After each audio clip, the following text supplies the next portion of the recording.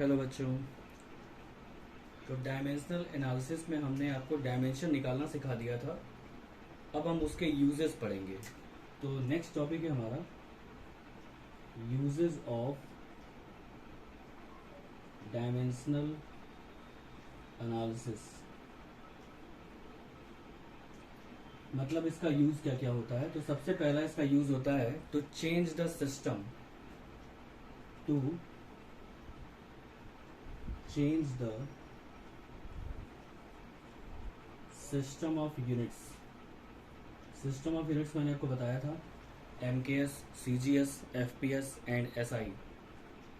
तो अगर किसी एक सिस्टम से दूसरे सिस्टम में आपको चेंज करना है यूनिट को, तो हम डायमेंशनल एनालिसिस का यूज कर लेते हैं।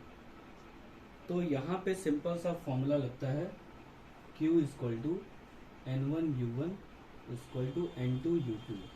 ये फॉर्मूला बेसिकली यहाँ पे लगाया जाता है। इसका क्या मतलब है, देखिए Q का मतलब है फिजिकल क्वांटिटी। फिजिकल क्वांटिटी जो है वो तो चेंज होगी नहीं, वो तो वही रहेगी।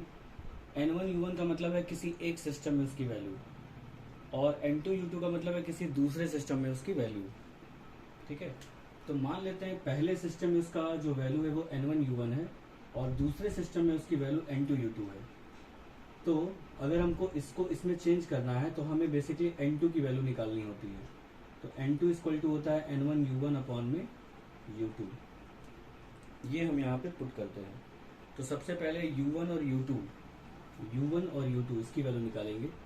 तो अगर हम U1 का डायमेंशन लिख रहे हैं, U1 का मतलब है यूनिट ऑफ फर्स्ट सिस्टम, तो इसका क्या आएगा, मान लेते हैं M1 के पावर में A है और L1 के पावर में B है और T1 की पावर में C है। मतलब ये है कि जो पहला सिस्टम लिखा था उसमें जो यूनिट था उसमें M A बार में आया है, L B बार आया है और T C बार आया है। और जो दूसरा सिस्टम है जिसमें हमको चेंज करना है उसमें ये M2 कहा जाएगा इसको। M2 जो होगा वो भी A बार रहेगा, L2 B बार रहेगा, T2 C बार रहेगा। जितनी बार है वो थोड़ी ना चेंज होगा, बस उसका डायमेंशन चेंज होता है। जैसे अगर केजी है, केजी अगर एक बार है तो उसको ग्राम में चेंज करेंगे तो एक ही बार आएगा, दो बार तो आएगा नहीं। इसलिए अब हम ये वैल्यू इसमें पुट करते हैं। तो N2 इक्वल टू हो जाएगा N1 और ब्रैकेट में M1A L1B T1C अपॉन में M2A L2B और T2C। तो ये हमारा बेसिकली फॉर्मूला बन जाता है। इसको और थोड़ा सा कंबाइन अगर कर दें तो N2 इक्वल टू हो जाएगा N1 और M1 upon M2 whole power A, L1 upon L2 whole power B और T1 upon T2 whole power C। ये फॉर्मूला हम लगाते हैं किसी भी सिस्टम को चेंज करने के लिए विद यूजिंग डायमेंशनल एनालिसिस। ठीक है, तो चलिए एक एग्जांपल लेके चलते हैं। तो एक एग्जांपल लेके चलेंगे तो आपको समझ में आएगा डायमेंशन हम कैसे चेंज करते हैं, यूनिट कैसे चेंज करते हैं, सिस्टम कैसे चेंज करते हैं। 1 न्यूटन का मतलब होता है 1 kg मीटर पर सेकेंड स्क्वायर। ये 1 न्यूटन होता है। 1 न्यूटन का मतलब क्या होता है, 1 kg मीटर पर सेकेंड स्क्वायर। और हमको इसको ये MKS में दिया गया है, इसको CGS में चेंज करना है। तो CGS में कितना हो जाएगा, CGS में जो न्यूमेरिकल वैल्यू आएगी वो मान लेते हैं N2, क्योंकि N2 ही हमको निकालना होता है। न्यूमेरिकल वैल्यू ही फाइंड करनी है हमें, क्योंकि यूनिट तो पता ही चल जाएगा। केजी का CGS क्या होता है, ग्राम, और मीटर का CGS क्या होता है, सेंटीमीटर, और सेकंड का तो सेकंड ही रहेगा। तो बेसिकली ये चीज़ तो हमें पता ही रहती है। यूनिट को हम चेंज कर सकते हैं डायरेक्टली, लेकिन उसका न्यूमेरिकल वैल्यू हम नहीं चेंज कर सकते। न्यूमेरिकल वैल्यू हमें पता करना पड़ेगा। तो देखिए N2 equal to N1 M1 upon M2 का whole power A, L1 upon L2 की whole power B, T1 upon T2 का होल पावर C। ये फॉर्मूला हम लगाएंगे। अब N1 का मतलब है पहले वाले यूनिट का न्यूमेरिकल वैल्यू, तो वो कितना है 1। और m1 अपॉन m2 में m1 की वैल्यू पहले वाले यूनिट को लिखेंगे तो kg हो जाएगा, और m2 का मतलब दूसरा वाला जो यूनिट है उसका ग्राम हो जाएगा। और यहाँ पे m1 हो या m2 हो, मतलब kg हो या ग्राम हो, दोनों एक ही बार हैं। फिर उसके बाद L1 L2 को लिखा जाएगा, तो L1 अपॉन L2 का मतलब है metre upon centimetre whole power 1। T1 तो T1 जो है वो सेकंड है, नीचे भी सेकंड है, ठीक है, और ये जो है 2 बार है, ठीक है, तो 2 बार लिख दिया जाएगा। लेकिन यहाँ पे रेसिप्रोकल में था तो -2 लिखा जाएगा, 1 अपॉन में था, खैर उससे कोई मतलब नहीं है तो कट जाएगा। केजी को ग्राम में चेंज करेंगे तो 1000 हो जाएगा, 1000 ग्राम अपॉन में ग्राम, और ये हो जाएगा 100 सेंटीमीटर अपॉन में सेंटीमीटर, और इनटू में 1 सेंटीमीटर से 1 सेंटीमीटर ख़त्म, ये हो जाएगा 10 टू पावर में 5, टोटल आ जाएगा 10 टू पावर 5। तो इसका मतलब ये है कि 1 kg मीटर पर second square equal to 10 to power 5 gram centimetre पर सेकेंड स्क्वायर। इस तरीके से हम इसको चेंज करते हैं। तो इसका मतलब 1 न्यूटन इक्वल टू हो गया 10 टू पावर 5, और इसका नाम होता है डाइन। 1 न्यूटन को अगर हम CGS में लिखते हैं तो उसका जो यूनिट होता है वो डाइन होता है, तो 1 न्यूटन का बराबर होता है 10 टू पावर 5 डाइन। इस तरीके से हम सिस्टम ऑफ यूनिट चेंज कर लेते हैं।